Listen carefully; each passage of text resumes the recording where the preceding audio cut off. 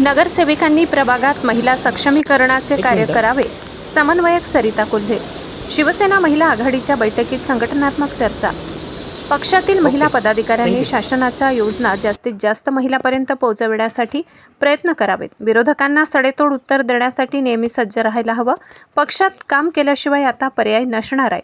आपल्या वार्डात नगरसेविकांनी महिला सक्षमीकरणाचे काम करीत एका नगरसेविकेने किमान 25 महिलांची टीम बनवून त्यांना सोबत घेत संघटन मजबूत करावे, अशा सूचना शिवसेना शिंदे गटाच्या महिला आघाडी उत्तर महाराष्ट्र विभागीय समन्वयक सरिता कोल्हे यांनी केल्या.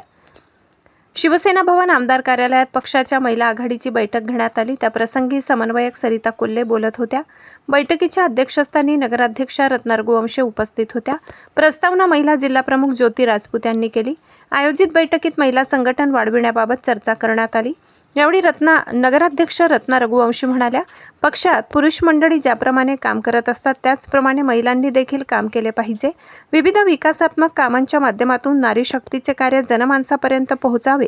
यावेळी नगरसेविका सोनिया राजपूत, नगरसेविका मनीषा गिरासे, रेखा चौधरी, मनीषा वडवी, सायली रघुवंशी, सकी नबी कुरेशी, ज्योती पाटील, युवती सेना जिल्हा प्रमुख राजश्री मराठे, महिला शहर प्रमुख वैशाली माळी, काजल मच्छले आदी महिला पदाधिकारी उपस्थित होत्या.